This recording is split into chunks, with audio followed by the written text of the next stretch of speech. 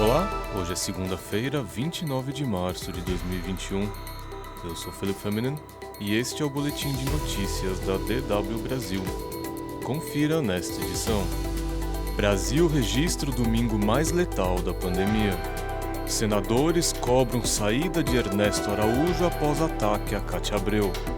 Facebook bloqueia Nicolás Maduro por promover remédio ineficaz contra a Covid-19. O Brasil registrou o domingo mais letal da pandemia, com 1.656 mortes registradas nas últimas 24 horas. Os dados são do Conselho Nacional de Secretários de Saúde, o CONAS. Este foi o domingo com mais óbitos desde o início da pandemia, superando o domingo da semana passada, quando foram registradas 1.270 mortes relacionadas à Covid-19. Entre as duas datas, as mortes saltaram 30%. O Brasil registrou também mais de 44 mil novos casos confirmados. Com isso, o total de infecções identificadas no país ultrapassou a marca de 12 milhões e 500 mil.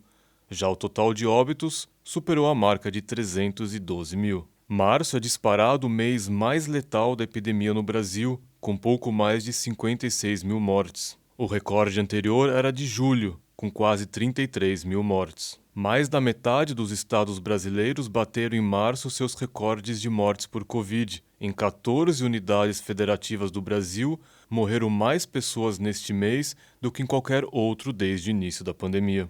E segundo os dados do Consórcio de Veículos de Imprensa, a média móvel de mortes no Brasil nos últimos 7 dias alcançou um recorde pelo terceiro dia consecutivo. A média móvel chegou a 2.598 mortes, uma variação de 40% em comparação com a média de 2 semanas atrás. O Brasil registra 67 dias consecutivos com média móvel de mais de 1.000 mortes. E já são 12 dias seguidos de média móvel acima de 2.000 mortos por dia. Pouco menos de 15 milhões e 500 pessoas já receberam a primeira dose da vacina contra a Covid-19. O número representa um pouco mais de 7% da população brasileira. Um grupo de senadores voltou a cobrar a saída do ministro das Relações Exteriores, Ernesto Araújo, no domingo. Parlamentares reagiram com indignação a uma mensagem do ministro em que ele ataca a senadora Cátia Abreu. Na postagem, Ernesto Araújo insinuou uma ligação do Senado com o lobby chinês pela rede 5G e que isto estaria por trás da pressão para derrubá-lo do governo. A senadora Cátia Abreu retrucou, chamando o ministro de marginal. Esta não é a primeira vez que senadores se pronunciam publicamente contra Ernesto Araújo. Numa sessão do Senado na quarta-feira passada, o ministro ouviu de 7 parlamentares que ele deveria deixar o Itamaraty. No fim de semana, um grupo de cerca de 300 diplomatas publicou uma carta na qual criticam a postura do ministro no comando do Itamaraty. A carta fala em graves erros na condução da política externa atual. O texto menciona condutas incompatíveis com os princípios constitucionais e que o Itamaraty enfrenta uma aguda crise orçamentária e somou nos últimos 2 anos uma série numerosa de incidentes diplomáticos. Entre os signatários estariam ao menos 10 embaixadores. Ernesto Araújo convocou uma reunião com toda a sua equipe de secretários para esta segunda-feira.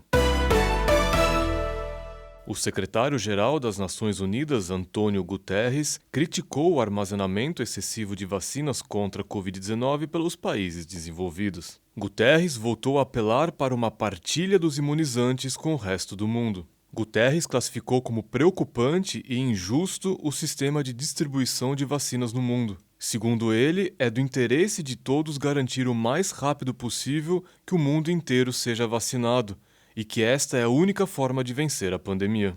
Guterres acusou os países ricos de armazenarem vacinas para além das necessidades de suas populações. O armazenamento em excesso seria um dos motivos pelos quais o Sistema Internacional de Distribuição de Vacinas COVAX está em dificuldades de suprir os países mais pobres com vacinas. Guterres voltou a pedir por um mecanismo gerenciado pelos países do G20 para colocar em prática um plano mundial de vacinação.